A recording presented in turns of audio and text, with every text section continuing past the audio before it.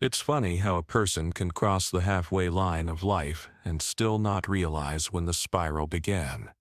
For me, it wasn't the divorce, or the layoff, or the heart attack scare. It was the cardboard box in my freezer, half a pizza, a single chicken thigh, and frost, so thick I felt like I was excavating an artifact of a man I used to be.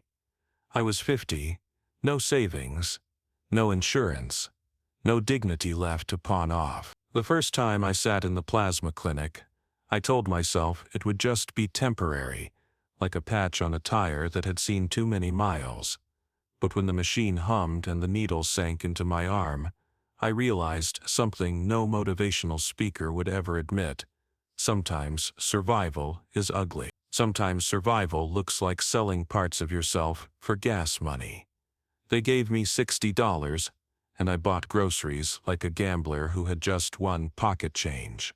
Rice, beans, bread, cheap peanut butter. I didn't even feel shame, just a numb relief that lasted exactly 48 hours, until I had to go back. Twice a week, the routine became ritual. Sign the form. Sit still, don't faint, pretend you don't notice the others. The single mothers, the veterans, the students with bruised arms and hollow eyes. Plasma chairs don't care about your past. They don't ask who you used to be, just whether you're still warm and bleeding. That day I was like every other donor, tired, broke, and convinced the world had no more use for me. Then the doctor flipped through my file and stopped. His eyes sharpened the way a locksmith leans over a keyway, just a breath away from unlocking something dangerous. He looked at me, not with pity, not like another number. He looked at me like a man who had just found something he hadn't even been searching for. And in that moment, I swear I heard a second click somewhere deep in the universe. A door I didn't know existed had opened. I thought he was about to tell me I was dying. Instead, he asked a question that made my spine go cold. "Sir, do you have any idea what's in your blood?" My throat dried. I didn't know why someone would donate their plasma for years and suddenly become interesting. But the doctor did not blink, not once. And when he closed my file, when he leaned forward like a man preparing to say something that could ruin his license, I learned there are two types of bad news in life. The kind that ends you, and the kind that begins you. If you had one moment in your life where everything flipped, good or bad, what was it? Tell me in one sentence below. Not the story, just the moment. The instant. The turning point. I learned something about shame in my 50s. It doesn't arrive all at once. It seeps quietly into the cracks of your life, like water slipping under a floorboard. You don't notice until the wood begins to rot. When I walked into the plasma center for the first time, I didn't walk like a customer. I walked like a man arriving at a confession booth. The air smelled antiseptic and faintly sour, like the sweat of people who couldn't afford to faint. The lighting was cheap fluorescent, blue-white tubes that carved shadows under every pair of eyes. There were maybe 20 donors there, different ages, different disasters, wearing different clothes. A man in dusty work boots with hands rough enough to scrape asphalt. A college girl with a cracked iPhone screen she stared at like a lifeline. A pregnant woman who twitched her knee, gripping a purse like it was survival. No one spoke. No one made eye contact. The receptionist sat behind thick plexiglass. She didn't look up when she said ID. I slid mine under the window. She handed me a clipboard without ever really seeing me. I'd been a foreman once. People listened when I spoke. I'd negotiated contracts, yelled at suppliers, fired men twice my size. Now I filled out forms that read like an autopsy. Diseases, medications, recent hospitalizations. How many sexual partners in the last 6 months? Street drugs, alcohol. Have you fainted before? I laughed when I saw that question. Yes, more than once. Just never physically. The rest of my life was a slow collapse. When I turned in the clipboard, the receptionist finally glanced at me. Not with curiosity, not with warmth. just the way a cashier glances at a barcode before scanning it. "You're a first-time donor," she said. $80. Next visits are $60. You'll need vitals, labs and a physical." Her tone was so monotone you would think she was reading weather. A nurse appeared. She was young, red hair tied into a bun so tight it looked painful. Her hands moved quickly like someone who'd already lived through 1,000 repetitions of the same routine. She wrapped a blood pressure cuff around my arm. "You nervous?" she asked, eyes on the monitor. "No," I lied. "You should be," she replied in a flat voice. "People think it's nothing. It hits harder than they expect." I wasn't sure if she meant the loss of fluid or the loss of pride. The cuff squeezed. My arm tingled. I could hear my heartbeat ticking in the machine too fast, like I'd run somewhere. "Blood pressure's elevated," she said, "but not disqualifying." I didn't know whether to feel relieved or insulted. She guided me to the donor room. The chairs were wide recliners, artificial leather, cracked at the edges. You could see where thousands of elbows had rested, where countless bodies had sagged. Each chair had an IV pole like a slender skeleton standing guard. "Sit," the nurse said. Everything was brisk and clipped like a factory line. I lowered myself into the recliner. It was cold. Not physically, necessarily, but the kind of cold metal has after years of contact with desperate hands. I looked at the needle tray beside me, stainless steel, wrapped syringes, alcohol pads, medical tape. No ceremony, just tools. The nurse tightened a blue tourniquet around my upper arm. My skin bulged under the pressure. "Make a fist." I did. She slapped my arm lightly. Once. Twice. Searching for a vein. I felt like cattle. People don't talk about that part the moment you realize you're selling something you used to take for granted. Your blood isn't just blood anymore. It's a commodity. She swabbed my arm. "This is going to pinch." It didn't pinch. It burned. The needle slid in, long and deliberate. My body jerked. A tube filled with dark red. It coiled through the machine like a thin snake. Then, slowly, the red split into its parts. Yellow plasma separated from the crimson. I didn't know my blood had colors until that moment. The machine hummed, soft but relentless. Like a refrigerator that devoured dignity instead of electricity. Minutes passed. People coughed. A man across from me shook like his nerves were made of loose wires. I stared at the ceiling tiles. White squares, each one stained in its own way. I thought about how a person's value could be measured in milliliters, about how 45 minutes in that chair felt longer than 45 years of living. The nurse returned and checked my line. Her eyes flicked to the machine's screen. "You're a high yield," she said casually. "You'll probably max capacity your first try." I didn't know what that meant. I only knew I hated the phrase, high yield. Productive unit, efficient donor, not man, not person, just a body that bled well. As the plasma bag filled, I felt colder.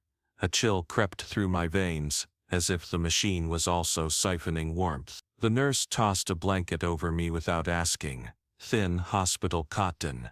The kind that traps no heat. Halfway through I closed my eyes. I remembered the layoffs when they called us into the warehouse and made us watch HR talk about economic restructure. I had given 22 years to that company. They gave me a cardboard box for my desk and an escort to the parking lot.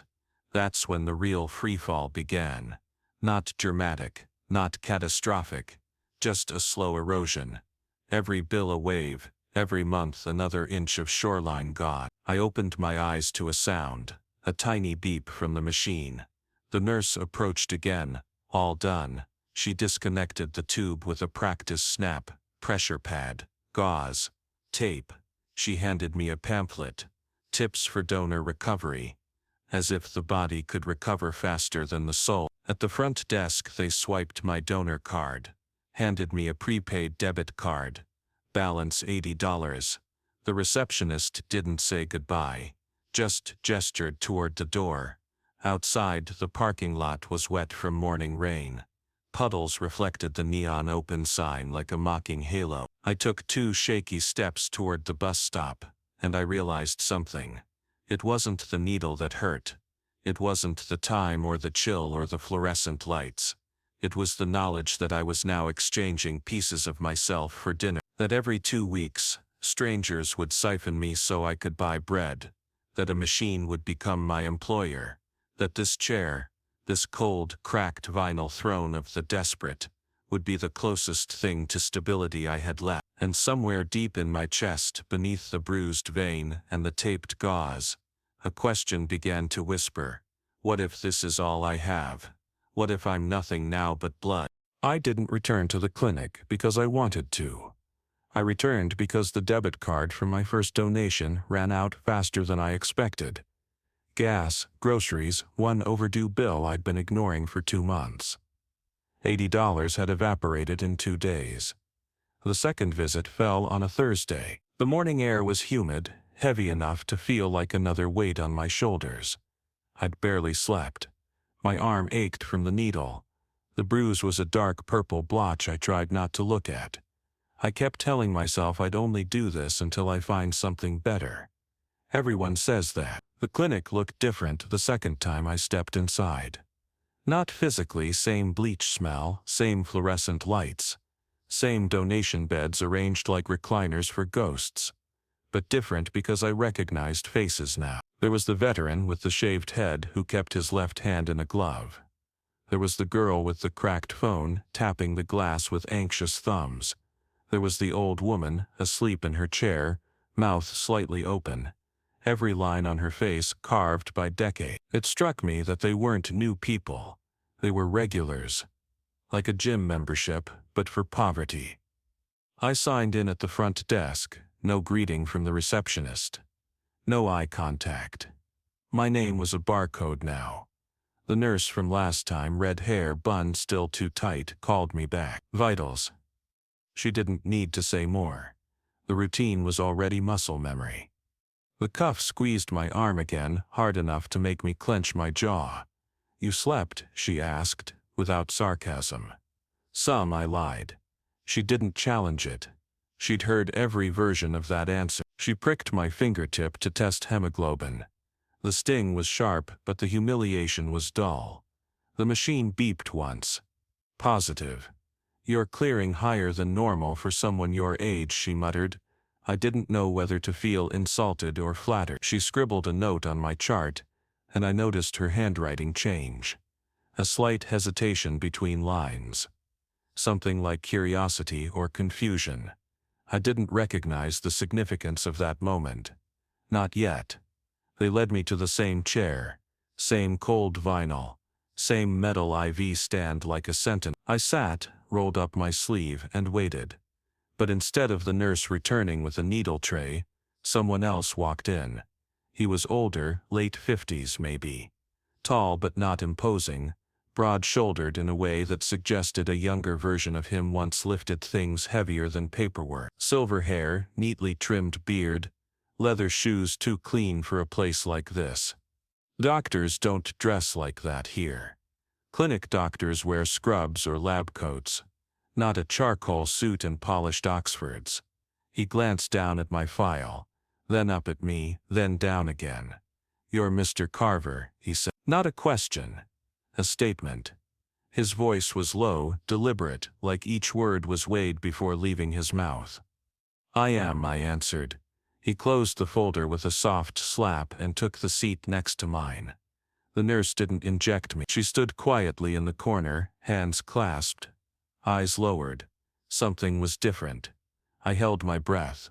The doctor opened the file again, slower this time, like a man reading a letter from a dead relative. Do you know how many donors we see in a year? He asked. I shrugged. Tens of thousands. He continued, answering himself. Each one is predictable. Hemoglobin in a specific range. Blood pressure variations that track to age, lifestyle, income bracket. He paused, flipping a page. You are not predictable. The words hit me like cold water. What's that supposed to mean? I asked. He turned the folder toward me. I saw numbers. Charts. Blood values that looked like hieroglyphics. I'm not a doctor, I said. I don't know what any of that. He cut in. Your plasma contains antibodies that shouldn't exist. I blinked. What do you mean, shouldn't? He leaned forward, fingers interlocked. We test for markers, immunity indicators, genetic signatures. He tapped the file twice. Yours are abnormal. Not bad. Not deficient. Abnormal. His eyes didn't leave mine. Your body has adapted to things most immune systems break under. My chest tightened. What kinds of things? He didn't answer. Instead, he flipped another page. You said on your last intake that you haven't been hospitalized in the last 12 months. Correct, I replied. And before that, I thought back. I've had pneumonia twice. When I was 42, nearly died the second time. They said I recovered too quickly. He nodded. And at 19, he asked. My throat went dry. How do you know about that? The doctor didn't blink. You were hospitalized for a viral hemorrhagic fever. Undiagnosed. Survival odds less than 20%. I stared at him. That was decades ago. A blurry memory, me shivering in a hospital bed, blood pressure dropping. Nurses whispering like I wouldn't live through the night. Friends visited once. Then no one came. My mother prayed so hard her voice cracked. I lived. No one explained why. You shouldn't be here, he said. I'm sorry? You shouldn't be alive, he repeated. Silence. Thick, suffocating. The machine next to the empty chair hummed. Somewhere, someone coughed. He held eye contact until I swallowed. I need you to authorize additional blood work, he said. Why? I asked. He paused, then lowered his voice. Because if what I'm seeing is correct, your plasma is not just valuable. He leaned even closer. It is unique. The nurse finally spoke. Doctor, she began. He lifted a finger, silencing her. Mr. Carver, he continued, I want you to understand something before you agree. His tone shifted. No longer clinical. Almost reverent. There are viruses we fight with weapons that barely function. Storages are empty. Vaccines are guesses. Antivirals are blunt instruments. He tapped the chart again. Your immune system is different. Aggressive. Adaptive. Self-correcting. I didn't know what to say. So what does that mean? It means, he replied slowly, that if you allow us to study you, we might help millions. The words did not strike me as noble. They struck me as dangerous. I wasn't some superhero. I was a man selling parts of myself to pay for groceries. You're exaggerating, I whispered. He shook his head. I'm understating. He scribbled something on the bottom of the form, then stopped. The pen hovered. He inhaled. There are people above me who will want to talk to you, he said. Who? I asked. He didn't answer the question. Instead, when you get a call, do not ignore it. He closed the folder, stood up and left like a man who had just discovered a landmine. The nurse approached with the needle tray, eyes darting toward the hallway. She looked at me differently now, not like a donor, like a secret. Deep breaths, she murmured. Your veins are tense. I did as she said. The needle pierced, the blood flowed, the machine drank. But something was different. Last time, I felt like I was being drained. This time, I felt like someone was harvesting. And for the first time since I started donating plasma, I was afraid. Sleep became something my body attempted, not something it achieved. For 3 days after the doctor's warning, I lay in my bed like a man afraid of his own pulse. I'd stare at the ceiling and listen to every beat of my heart, steady, stubborn, like it knew something my mind didn't. The bruise from the donation blossomed into a dark bruise that looked like spilled ink beneath my skin. Each time I pressed my thumb into it, it didn't hurt, it hummed. Like there was something living inside the vein, something that recognized being touched. I tried distracting myself. I mopped the kitchen floor. I reorganized drawers. I sat in the backyard and watched ants crawl along the concrete like tiny workers with purpose. I couldn't understand. The doctor's voice replayed in my head every time I blinked. You shouldn't be alive. Not you're special, not you're lucky, you shouldn't exist. It's an odd thing when someone in a white coat with degrees and credentials tells you your existence violates statistical probability. You don't feel proud. You feel exposed, like the universe made a clerical error, and someone finally noticed. The phone call came on the fourth night. 02:17 a.m. No ringtone. Just a vibration that rattled across the nightstand like a trapped insect. I stared at the screen for a full minute before I answered. Is this Mr. Carver? A woman's voice. Calm. Unemotional. Yes. This is Dr. Huang, she said. You will not remember meeting me. We monitored your last 2 donations indirectly. My skin went cold. Indirectly. We analyze every donor's data, she continued. But your file was flagged. The irregularity was confirmed on the 2nd visit. I sat up. Flagged for what? A pause. Silent enough that I knew she was searching for words safe to say aloud. Your immunoglobulin levels display an anomaly. We need to test fresh blood in a controlled environment. I could barely swallow. It's plasma, not blood. She corrected me instantly. No. What you gave was plasma. What we need is blood. The room suddenly felt too small, like the walls had leaned in. You want me to come to the clinic? I asked, trying to sound casual. No, she replied. We don't do this work there. The back of my neck prickled. Where then? Memorial Research Hospital, she said. Entrance B, level 1. Bring no one. Eat nothing beforehand. Do not donate at the clinic again until we complete this. Her voice never fluctuated. Not one tremor. Not 1 ounce of emotion. Just instruction. Like reading coordinates. Do you understand? She asked. I almost said no. Almost asked who approved this. Almost demanded answers. Instead, I asked the question that my fear had been whispering. Am I sick? Another pause. No, she said. Not in the way you think. The call ended. No goodbye, no reassurance. Just silent. I sat in bed with my phone still pressed against my ear, as if the voice might come back. It didn't. The next morning, I drove. The sun rose, but it might as well have been midnight. The world felt muted, like someone had turned down the color. Memorial Research Hospital was a building I'd passed 1,000 times. I'd always assumed it looked like every other hospital, gray, crowded, restless. But the wing she sent me to, I had never seen it. Entrance B was barely marked. A glass door beside a loading zone.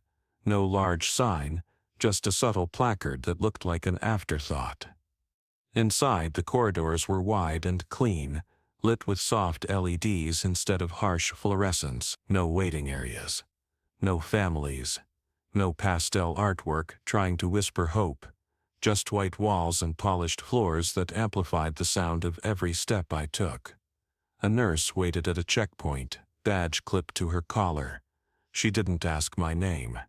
Downstairs, she said, pointing to an elevator. The doors closed behind me with a heavy seal.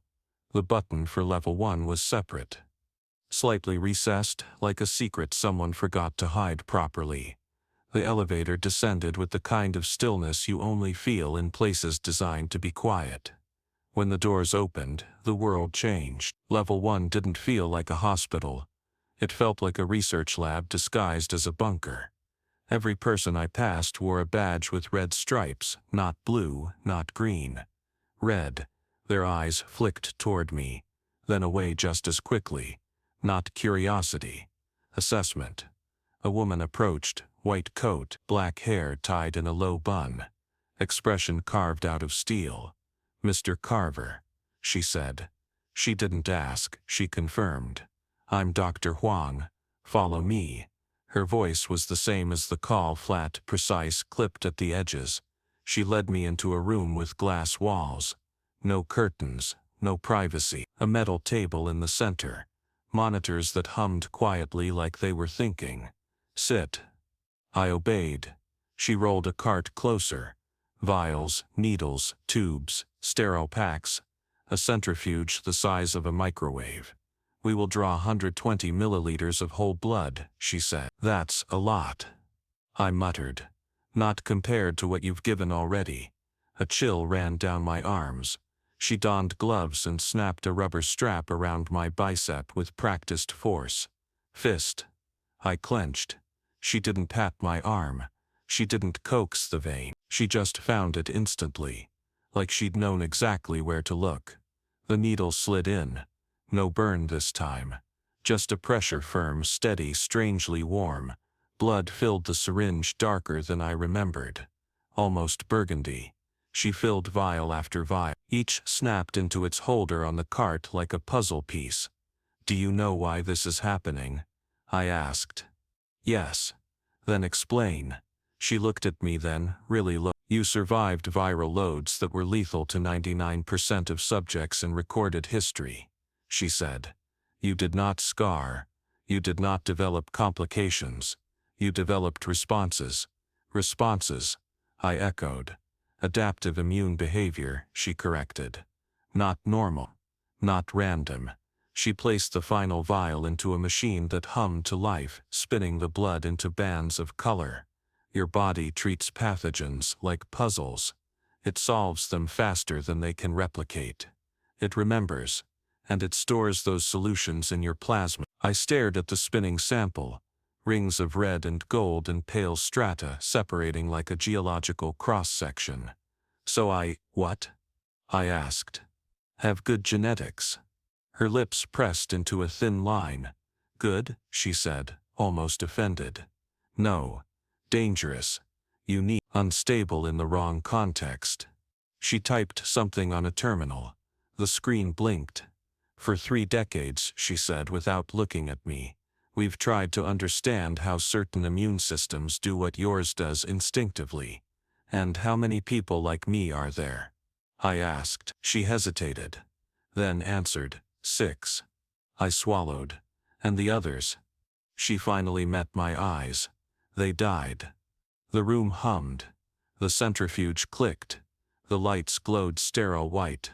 Something inside me sank, heavy as stone. Why am I alive? I whispered. For the same reason you survived the hemorrhagic fever at 19, she replied. For the same reason pneumonia didn't kill you. And the same reason your plasma yields at 4 times the normal rate. She paused. Your immune system isn't reacting to pathogens. It's hunting them. I felt my heartbeat in my fingertips. And you want to study it, I said.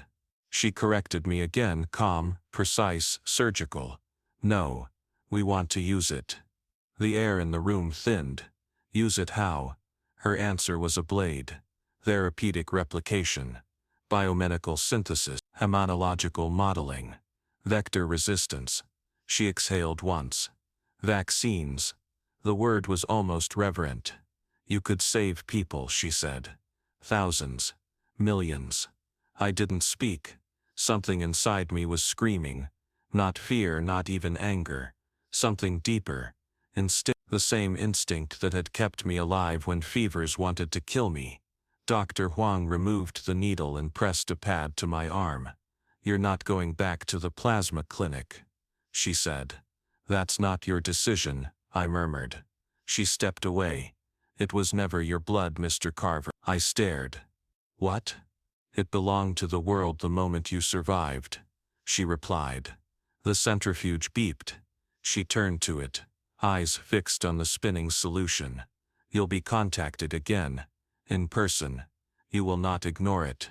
She opened the glass door. A guard I hadn't noticed stepped closer. The message was clear. You may leave now, but you are no longer free.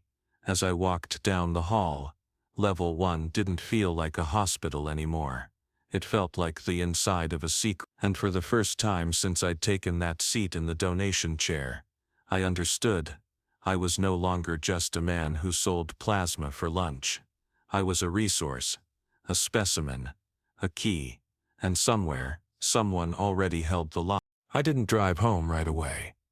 When the elevator doors closed and lifted me back to ground level, I stood in the parking lot for almost 10 minutes, staring at the hospital facade, like it was a face that refused to blink. Cars passed. People walked in and out, but I was unable to move. It hit me then, standing in the shadow of that building. I had not been invited to that floor. I had been retrieved. There's a difference. Invited implies choice. Retrieved implies ownership. Eventually, I forced myself into the truck. The engine turned over reluctantly, as if it shared my hesitation. The drive home was silent except for the turn signal clicking when I didn't need it. My brain looping thoughts that refused to sit still. 6. Only 6 like me. And the others were dead. I tried to reason my way out of the paranoia. Maybe those 6 died from something else. Maybe Dr. Huang was exaggerating. Maybe I heard wrong. But fear is a terrible editor. It underlines the worst lines, makes them louder, erases every comforting thought. By the time I reached my neighborhood, night felt thicker, heavier. Even the streetlights buzzed in a lower pitch. I stepped inside my house, closed the door, and leaned my forehead against it. The wood was cool, real. Home. I slid to the floor and sat there, shoes still on, keys in my hand, until my legs stopped shaking. That night, the world around me kept living its ordinary life. A dog barked 3 houses down. Someone's TV played a late-night talk show. An engine rumbled as a neighbor left for an early shift. Everything familiar, everything normal. I lay on the couch in the dark, staring at the ceiling. Not because I was tired, because I needed something flat and unchanging to look at. Sleep didn't come. It circled me, hovered above me but wouldn't land. The words crept back into my mind. It was never your blood. It sounded absurd, borderline insane. But then I remembered the doctor in the gray suit. The way the nurse looked at me after he spoke, the way she handled my file like it was contaminated with meaning. I remembered the centrifuge spinning red and gold layers like concentric rings of a planet I didn't know I carried in my veins. I remembered how the guards didn't question me because I wasn't a visitor. I was cargo. The next morning I woke up on the couch without knowing when I'd fallen asleep. There was no alarm, but my body lurched awake like someone shouted my name inside my skull. I touched my arm where the blood had been drawn. No bruise, not faded. The puncture mark was a ghost. Not even the faint yellow stain of iodine remained. It was as if I'd never been touched. I stood in the bathroom, turning my arm under the bathroom light, twisting the skin like a man hunting for evidence. Nothing. Half of me wanted to be relieved. The other half wanted to scream. I showered. The water scalded my back, hotter than I normally could endure. But my skin didn't redden. I didn't feel pain, just warmth. When I stepped out, steam clung to the mirror in swirling fog patterns. I wiped a circle clear and stared at myself. I didn't look younger. I didn't look stronger. I just looked like a man who knew too much. I hadn't even finished buttoning my shirt when the knock came. 3 taps, too calm to be urgent, too deliberate to be neighborly. I opened the front door expecting a delivery driver or someone selling solar panels. Instead, a man stood there holding a sealed envelope. No badge, no uniform, no clipboard, just a black suit and a plain tie. His posture was military straight. Eyes steady. Not aggressive, just still. "Carver?" he asked. Not "Are you Mr. Carver?" Just "Mr. Carver." As if he was confirming inventory. "Yes," I said. He handed me the envelope and turned without a word. I didn't even get the chance to ask who sent him. The car he entered was unmarked. Tinted window, engine silent as it rolled away. I closed the door, sat at the kitchen table and stared at the envelope. No return address, just my full name. Not the version I used for every form, my full legal name. The one my mother wrote on my birth certificate. Hands shaking, I tore it open. Inside a single page. "Welcome to the second phase. You will be contacted within 72 hours. "Do not donate again." That was it. No signature. No stamp, no phone number. The words sat there like a verdict. I reread them 5 times, 6. I pressed the page flat against the table trying to see if there was something beneath the ink, indentation, watermark, anything. The paper was too thick, too crisp. Manufactured for silence. For secrecy. My chair suddenly felt unsafe. My house felt thin, like a paper bag someone could punch through. I turned on every light. Not because I needed brightness, because darkness felt like a mouth. Until that moment, everything I'd discovered existed in the last few weeks. The plasma. The clinic, the doctor. The level 1 lab. But that letter collapsed something in my mind and an old memory surfaced. Age 19. Hospital bed. Fever so high my teeth felt like they could melt. The nurses around me whispered in Spanish, thinking I didn't understand. One of them said something I hadn't remembered until that morning. Su sangre no se comporta como la sangre humana. His blood does not behave like human blood. At the time I was delirious. I thought she meant I was dying. But hearing Dr. Huang say your body hunts pathogens made the nurse's words echo differently. Not like a warning. Like an omen. The next 72 hours crawled. I didn't leave the house, didn't turn on the TV, didn't go to the clinic. I threw away the prepaid donor card so I wouldn't be tempted. I forced food down my throat even though I felt no hunger. Not reduced appetite, the absence of appetite. Sleep came in small increments, like rations. When I did dream, it wasn't of people. It was of disease, shapes without shape, organisms moving like ink in water, and something in me, something unseen, attacking them with cold precision. I would jolt awake soaked in sweat, heart pounding. But instead of fear there was a strange exhilaration, as if my body had won a battle without needing me. Nerves on fire, blood roaring. Skin tingling like static electricity. I'd sit on the edge of the bed with fists clenched, muscles trembling, breathing like I had just run 6 miles. And each time the bruise never returned. The puncture marks healed by morning. No scabs, no discoloration. Just skin. I felt like a crime scene cleaned too perfectly. On the 4th day I was washing dishes when I heard the sound. Not a phone ring. Not a knock. A voice, deep. Male. Right behind me. "Mr. Carver." I spun so fast I nearly cracked the plate. A man stood in my living room. Tall, black suit. Hands folded in front of him. I never heard the door. Never saw him enter. Adrenaline surged through me so violently I thought I might throw up. "What the hell? How did you?" He raised a hand, calm. "We don't need to have the conversation here." My voice was a snarl. "You broke into my house." "No," he replied. We entered. The difference chilled me. He pulled out a small black card. Not a business card. More like a metal wafer with an embossed seal. The shape looked familiar. 2 concentric rings with a vertical line through the center. He held it between 2 fingers like a promise and a threat at the same time. "You are going to come with us," he said. My heart hammered. My instincts screamed.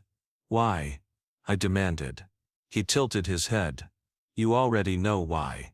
I did, but wanting to know the truth and being ready to face it are 2 different beasts.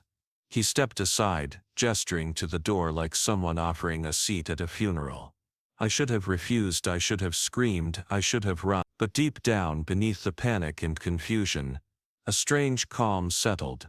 Like part of me had been waiting for this moment for years, long before the plasma.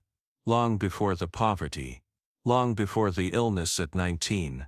I grabbed my jacket, walked past him, and stepped outside. A black car waited at the curb. No markings, windows tinted. Engine humming low. As I lowered myself into the back seat, one thought hit me harder than any fear. I wasn't being kidnapped. I was being collected, and whatever waited for me at the end of that ride would finally answer the question. The world had been whispering into my veins all my life. What am I? They drove without speaking. That was the first thing I noticed. No casual conversation, no radio, not even the usual hum of air conditioning. The interior of the car swallowed sound like the walls were padded. Outside, the world passed in blurry streaks of headlights and street lamps. But inside, there was only breath and pulse. I sat between two men dressed in identical suits. Neither acknowledged my existence beyond the physical fact that I sat between them. One stared straight ahead, jaw rigid, eyes that didn't blink as frequently as a normal human's should. The other leaned slightly into the door as though any touch between us would break protocol. I caught my reflection faintly in the tinted glass. I looked like someone being transported from a crime scene. Not in cuffs, not in chains, but stripped of something far more essential, control. The car wound through downtown, then left it behind in a single unbroken glide, like it was following a route buried under the asphalt. We passed highways, then industrial zones, then a stretch of undeveloped land where the road narrowed and the streetlights thinned. The driver never checked GPS, never consulted a phone. He drove with the kind of certainty you only see in people who have repeated the journey too many times to remember when it became instinct. Eventually, the road dipped, and I felt a drop in altitude I hadn't expected. The landscape around us grew darker, as if even city glare couldn't touch this place. When the car slowed, I saw no building, no sign, no entrance, only a long slab of concrete carved into the earth like the lid of a tomb. Two floodlights snapped on the moment our headlights hit the outer perimeter. Their beams washed over the vehicle, sterile and mechanical, as if they were reading us instead of illuminating us. The driver rolled down the window and held out the metal card the man in my living room had shown me. There was no keypad, no scanner, just a moment of silence. Then, without a sound, the concrete structure split into two and slid apart, revealing a descending ramp bathed in soft white light. We drove downward, swallowed by the earth. The lower we traveled, the colder the air became, not in temperature but in mood, like the air remembered things that human lungs had no business breathing. The ramp leveled out at a terminal beneath the ground, a cavernous space lined with matte white panels. Everything was too clean. Not hospital clean, engineered clean the way a machine might dream cleanliness. A handful of people in white coats moved across the floor with the fluidity of dancers on a stage, never breaking formation, never colliding. They glanced at the car, then returned to their tasks as if acknowledging the arrival of a shipment rather than a person. The man beside me finally spoke. Out. One word, yet it felt like an order issued to a corpse. My legs were shaking when I stood, but I forced them to obey. The men escorted me past sliding glass doors that opened without a sensor. They seemed to sense human presence through something else, heat, heartbeat, or the chemistry of blood. The interior of the facility stretched into corridors so long and symmetrical that perspective lost meaning. Every hallway looked identical, lined with soft white light embedded in the ceiling like veins running overhead. I caught glimpses of rooms through glass walls as we passed laboratories, server banks, medical bays, isolation chambers. Some housed equipment I didn't have names for, devices that hummed and pulsed with faint blue signals, consoles with multi-tiered displays, and neural mapping overlays. We arrived at a room larger than the others, the door materializing open as we approached. Inside stood Dr. Huang. No suit this time, just a midnight blue lab uniform, sleeves rolled, surgical gloves, hair pinned more loosely. She didn't smile. She didn't look relieved. She looked prepared. "You came," she said, not a greeting or a question, a confirmation. The way a scientist might note that a specimen arrived intact. I was about to answer with something sharp, something angry, but the man who brought me raised a hand slightly. The gesture was polite, but non-negotiable. They left without a word, and the door sealed behind them like a vault. The silence that followed was enormous. My pulse sounded too loud. Dr. Huang walked to a large table, where several transparent containers held a glittering amber fluid. My stomach twisted when I realized it was plasma, not bags like the clinic had used. These were long, elegant cylinders, labeled with codes that looked less like inventory numbers and more like formulas. "You donated twice," she said. "We expected a standard immunological profile. We did not receive one." She tapped a control pad, and the cylinders flickered to life with internal lights, illuminating microscopic particles swirling within. "You have EGG concentrations that should not be sustainable in a living host. You have EGM memory structures that behave like viral libraries. You possess immunoreactive sequences that reject foreign pathogens before they can replicate. Your blood does not defend itself. It anticipates." I swallowed, but my mouth was dry. "That sounds like a good thing."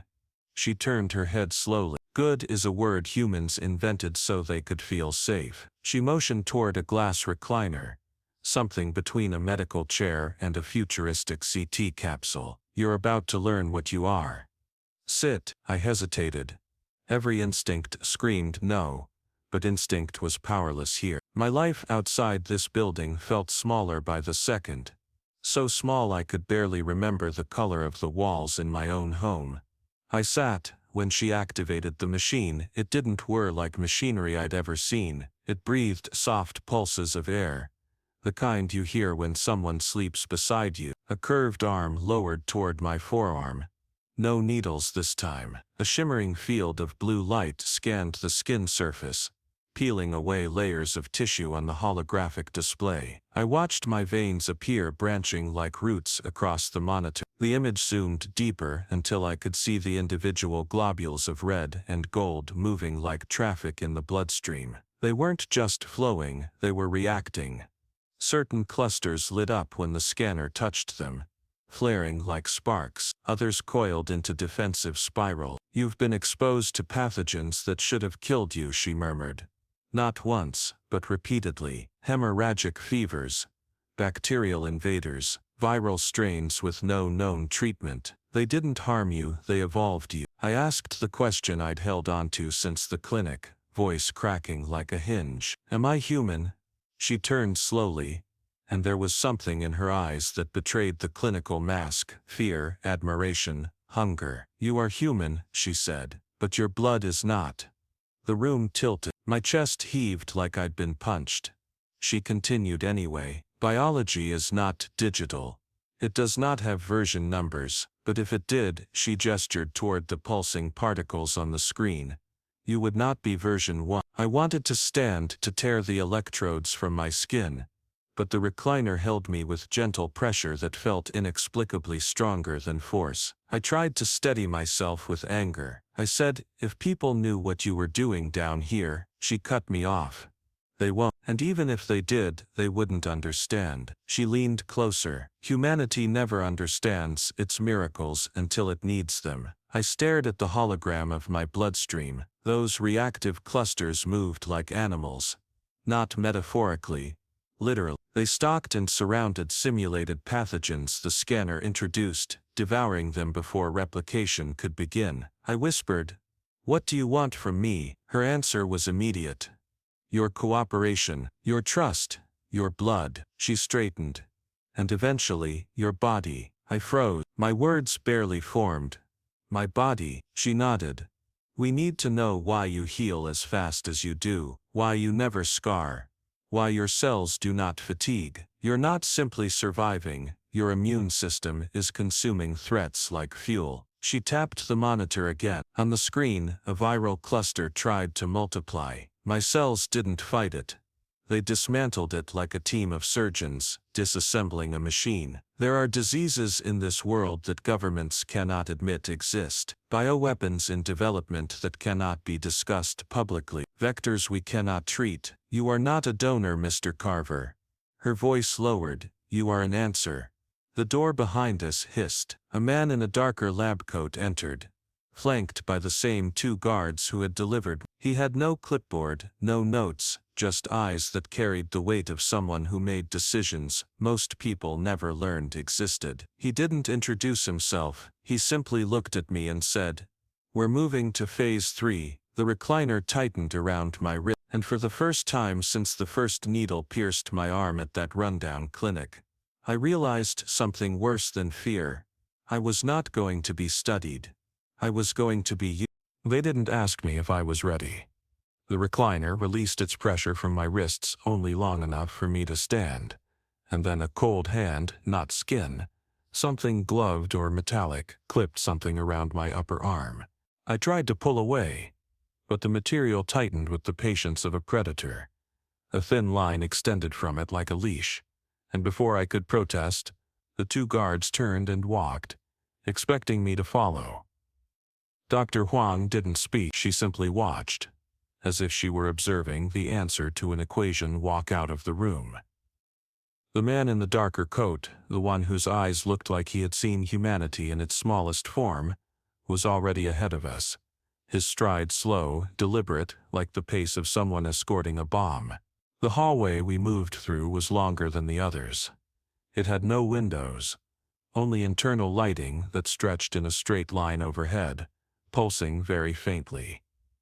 The walls were not painted, they looked molded from the same seamless material, surface so smooth it absorbed footsteps. The leash device hummed softly, and the hum pulsed in rhythm with my heartbeat.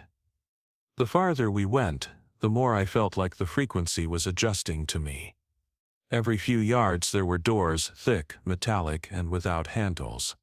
Some were wider, some narrower, all sealed. I expected to hear people, machines, or even crying, but there was nothing, no evidence of life beyond the white coats who glided through corridors like ghosts that had memorized the floor plan at birth. For a brief moment I wondered if this place even existed above the ground in any official registry, or if it was a place where the world stored problems that didn't fit in public narratives.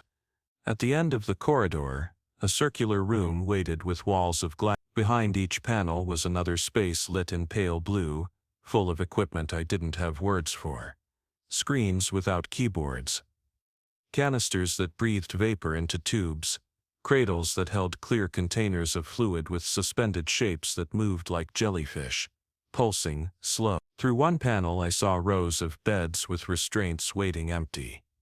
Through another, a medical table with surgical arms poised like robotic insects, needle points glimmering under soft lights. I tried not to look long enough to guess what they'd done there. The man in the darker coat finally stopped. He raised a hand and the door to the central chamber hissed open. The air that greeted me was colder, not uncomfortable. Clinical. Sterile, purposefully neutral. Sterility has a taste. I could feel it coat the back of my throat. The guards unclipped the leash, and one of them motioned to a raised platform in the center of the room. It looked like a bed, but it had no mattress, just a smooth slab curved faintly to fit a human form. I stood there unmoving, trying to negotiate with something primal inside me. The instinct to run blazed through my blood. Even in that sterile silence, I could feel the urge, flee, escape, tear everything apart to survive. But over it came a different sensation, something I had never felt before. It wasn't panic. It was hunger, not physical hunger, something deeper, cellular, as if the parts of me I had never known were alive were leaning forward, curious, eager to see what came next. I stepped up onto the platform. The slab molded to me, not hard, not soft. An adaptive surface that recognized weight, shape, even temperature. The man in the dark coat pressed a finger to a black panel beside it. Restraints slid out across my wrists and ankles, but not like straps in a hospital. These felt like warm silicone bands that tightened just enough to know they were there. They didn't restrict movement, they erased the possibility of movement. Before I could speak, the room dimmed. Not fully, just enough that the world outside the platform faded into blur. A faint vibration hummed underneath my spine, tiny ripples that climbed vertebra by vertebra until they reached the back of my skull. My eyes fluttered. I wasn't tired. My body simply surrendered. A voice spoke overhead. Not Dr. Huang. Not the suited man. Not even human. It sounded like synthetic speech, refined so well it had forgotten it was born in code. Initializing baseline scan. Do not resist. I wasn't resisting, but the voice wasn't speaking to me. It was addressing whatever it thought I was. A dome descended from the ceiling, iridescent and faintly transparent. Inside it, small pulses of blue light flitted like sparks trapped inside glass. The dome touched nothing, but I felt its presence like a field hair rising on my arms, skin prickling. The lights crawled over my body like insects with no legs, mapping me. Heart rate, temperature, electrical signals. I could feel all of it being recorded. The dome focused on my forearm, then isolating the vein where they'd drawn blood earlier. The vein lit up on the holographic display in the air above me. I watched it open and close like a living tunnel breathing on command. Something jolted inside me, sharp and hot, like static racing through bone. The lights inside the dome recoiled, then circled back. They pulsed bright. The synthetic voice returned. Immune response detected. Elevation is non-critical. Accelerated analysis required. I didn't understand the words, but I understood the tone. Fascination. Dr. Huang came into view then, standing at the edge of the platform. Her expression was no longer controlled. She was staring at the holographic readout with the kind of reverence people reserve for miracles or catastrophes. "It's reacting," she said softly. The man beside her didn't respond. His eyes never left the scan. The light swept down toward my abdomen, then to my lungs. The dome displayed organs in layers, outlines, membranes, circulation patterns. My lungs pulsed with slow, heavy clarity. Every inhale, every exhale looked deliberate, like the body didn't breathe but negotiated with the air. When the scan hit my heart, the lights flickered. The organ did not appear as an abstract red mass. It appeared like a machine encased in muscle, every chamber bright and structured. I saw additional lines branching off the major arteries. Thin conduits of light the scanner didn't recognize. The display labeled them unenode vascular structure. Huang gasped. The man broke silence for the first time. "We must proceed." And suddenly the dome flared white. Heat exploded through my limbs. Not burning, igniting. Every nerve felt like a filament brought online. I arched involuntarily. My mouth opened, but I made no sound. I wasn't in pain. I wasn't struggling.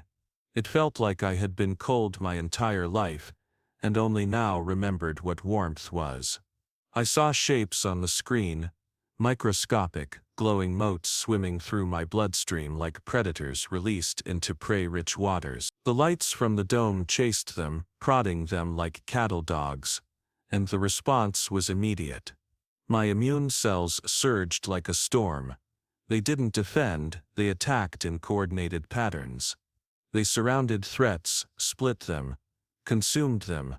The synthetic voice changed pitch. Immune behavior exceeds baseline parameters. Scaling retention capture. I didn't know what that meant, but the dome lowered closer until I could smell ozone. The man turned to Huang. "He is not a candidate. He is a vector." Her voice trembled. "No, he could be a cure." "No," he replied.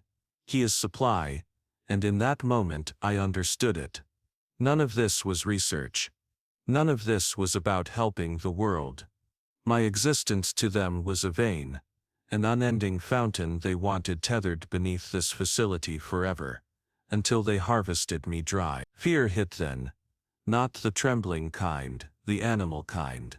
I strained against the restraints, not to escape but because some part of me inside was rising. A heat in my bone marrow, a cold in my spine, something that whispered not words but impulses. Break, flee, survive, devour anything that tries to contain you. The restraints tightened. The dome brightened. The man barked, "Stabilize him," but I could tell from the pitch of his voice that they didn't know how. My vision rippled. I could see every vein in my own arms glowing faintly beneath the skin. The restraints hissed as if reacting to chemical change. I heard alarms somewhere far away, muffled like they were underwater. The room warped at the edges. Sound bent. Every heartbeat was thunder. I didn't feel like I was in my body anymore.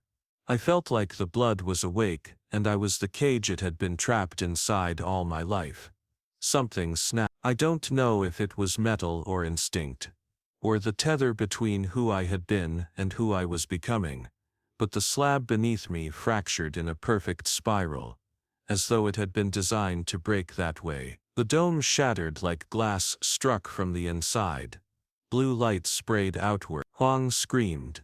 The man shouted orders, but the words slid sideways in the air, distorted and slow. The guards rushed forward, but the moment they touched me, their bodies seized, muscles spasming like live wires. I didn't strike anyone. I didn't move. I just sat upright, breathing, and the air around me vibrated like something ancient was stretching. I looked down at my arms and saw no puncture marks, no bruising, no restraint lines. My skin was unbroken. The slab beneath me smoked, split, edges glowing with faint gold like something had heated it from below. The lights in the room flickered. The emergency alarms cut. Then silence. Pure. Deep. A silence that tasted electric. The man backed away, eyes wide, jaw rigid. The way prey looks at the moment it realizes it has mistaken a sleeping predator for a corpse. I stood slowly, and every cell in my body moved with me. Not one step hurt. Not one breath faltered. I felt like I had slept for a century and just now awoken. They didn't say a word. They didn't try to stop me. They didn't dare. I walked toward the door, and this time, it opened for me. The hallway outside the shattered room wasn't empty. People had gathered. Scientists in pale coats, security officers with stunned eyes, 2 surgeons still wearing translucent masks around their throats. They didn't block me. They didn't approach. They parted the way a crowd parts for a passing hearse, as if instinct told them the dead were moving and should not be touched. The silence wasn't shocked. It was reverent. It was fear that had learned manners. My footsteps were soundless. The floor beneath me responded. Subtle vibration, like the infrastructure itself acknowledged me. I didn't know how far beneath the earth we were, how thick the walls, how many levels of clearance I'd just violated. I didn't know how many cameras were watching, how many alarms would be screaming on the other side of those calm faces. But none of it mattered. For the first time since I was 19 years old in a fevered hospital bed, I understood the feeling I'd never been able to name. My body wasn't recovering from anything. My body was remembering itself. A technician stepped forward by accident. A man too stunned to step out of the way in time. His eyes met mine. He froze, not out of defiance, but because something in him recognized that he had seen an animal with its teeth exposed. His shoulders quivered. His pulse beat visibly in his throat. He didn't run, he simply became very, very small. I passed him, and his breath shuddered out like someone had just loosened invisible hands around his neck. The elevator waited behind a sealed door that slid open before I reached it. I didn't press a button. There was no panel to press. I stepped inside and the doors closed. No mechanical hum, no cables. Just descent or ascent. I couldn't tell. My ears didn't pop. My stomach didn't lurch. The motion was too perfect, as though gravity had been suspended while I traveled. The doors opened onto an atrium I hadn't seen before. Sunlight. I blinked. We were still underground, impossible to be anywhere else. But sunlight filled the space, pouring through skylights framed by reinforced concrete. Trees stood in shallow soil beds, their roots contained in narrow trenches, as if the facility kept nature only where it could control it. Water trickled through a narrow stream carved into the polished floor, murmuring softly like the world above, the world of parks, children, ordinary air. A fake future for the chosen few. Someone stood by the far end of the atrium, a woman older than Huang, hair silver white braided down her back, wearing a uniform without insignia. Her eyes followed me from the moment I stepped out. She didn't look afraid. She looked curious. That made her the most dangerous one I'd seen yet. "Mr. Carver," she said. Not loud. Not warm. The way a scientist speaks to a rare specimen that has just killed the scalpel. "You've accelerated faster than projected." I didn't respond. My vocal cords felt different, too strong, too resonant. I was afraid that if I spoke, my voice wouldn't sound like mine anymore. She stepped forward, hands folded behind her back. "You do not understand what you are, but I do." Her smile was slight, almost kind. "You don't need to run. No one here will harm you. You are the culmination of 30 years of research." She gestured at the doors behind her. "We can refine you. We can teach you to use what's inside you. We can create a version of humanity immune to extinction." It was tempting. God help me. It was tempting. A world where I wasn't poor or tired or humiliated for selling blood. A world where my survival wasn't an accident. It was a purpose. She reached out one hand like she was offering salvation. But then I remembered the clinic. The cheap vinyl chairs. The punch card shame of the debit machine. The workers who sold parts of themselves to buy noodles and bus fare. The girl with the cracked phone. The man with the glove on his left hand. The pregnant woman whose baby would be born into a world of exploitation. What they offered me wasn't salvation. It was captivity with better furniture. Something inside me, something that had been quiet for 50 years, moved. I didn't grow claws. I didn't burst into flames. I didn't leap through the air. I just looked at her, and she stepped back like she had been shoved by an invisible hand. Whatever she saw in my eyes, it was not patience. It was hunger. It was warning. It was a memory older than pain. "Get out of my way," I said. And my voice didn't sound like a 50-year-old man who once dragged himself into a plasma clinic for $60 to buy dinner. It sounded like disease heard me and made room. She didn't try to stop me again. The atrium doors slid open. Beyond them was night. The real night. The world above. Cars and wind and asphalt and stars that had watched wars and plagues and miracles for longer than any of us could imagine. I stepped through them, and the air hit my lungs like a rebirth. I walked across the empty parking lot with no destination. No plan. No idea how much time had passed since the first needle pierced my vein. All I knew was this. I wasn't broken. I wasn't unlucky. I wasn't disposable. My blood wasn't worth $60 a visit. My blood was a warning no one was prepared to hear. And if the world ever came looking for me again, this time I would not be the one bleeding.